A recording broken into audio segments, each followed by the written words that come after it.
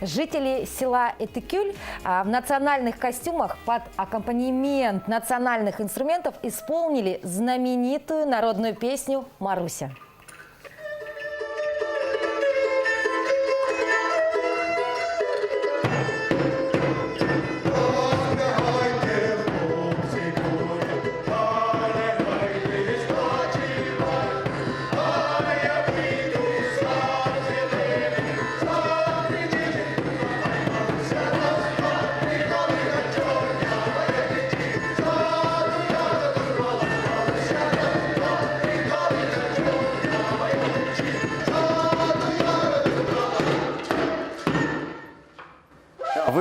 Выбор композиции не случайный. Вот уже несколько лет Этыкюль находится в тесном сотрудничестве с кубанским телевидением.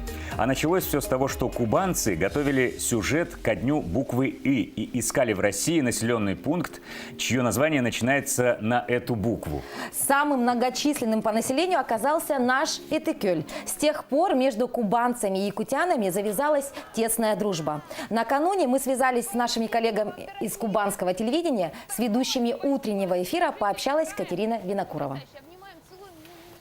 Павел, Наталья, приветствую. Мы знаем, что ваше сотрудничество творческое, необычное, началось с буквы «И».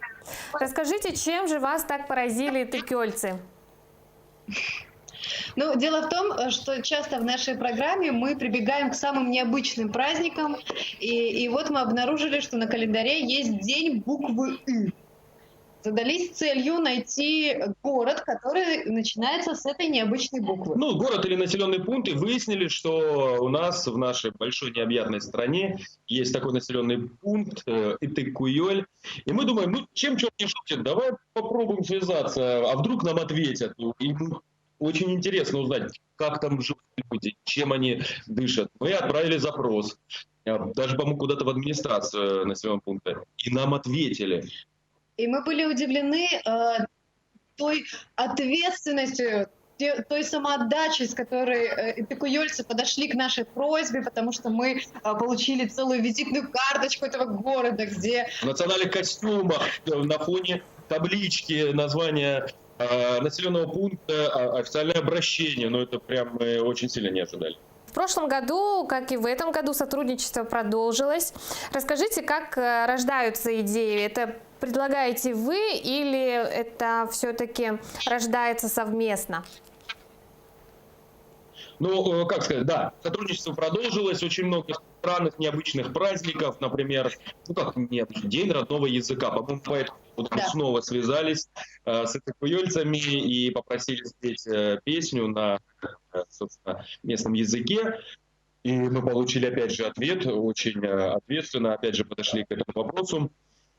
Мы предлагаем, а они идут... Очень отзывчиво, да, очень оперативно, всегда отвечают на наши какие-то творческие запросы. А как телезрители «Хорошего утра» реагируют на творчество якутян? Какие отзывы вы получаете? Ну, давай, я много воздуха набрали. Ну, конечно, это только позитив, потому что, во-первых, мы выполняем важную, мне кажется, миссию, рассказываем вообще о том, какая разная наша страна.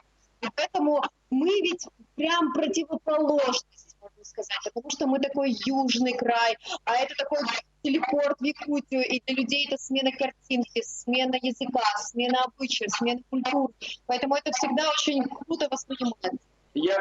Извините, пожалуйста, немножечко хотел сменить нашу картинку. Дело в том, что я надеюсь, что техника не подведет. Я хотел показать, что у нас сейчас за окном, так, видно вам или нет, сугробы.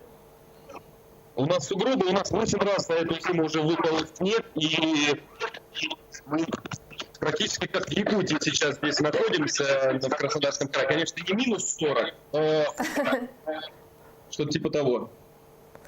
У нас, кстати, тоже не минус 40. У нас очень тепло, погода отличная, минус 26. Это для нас уже как весна.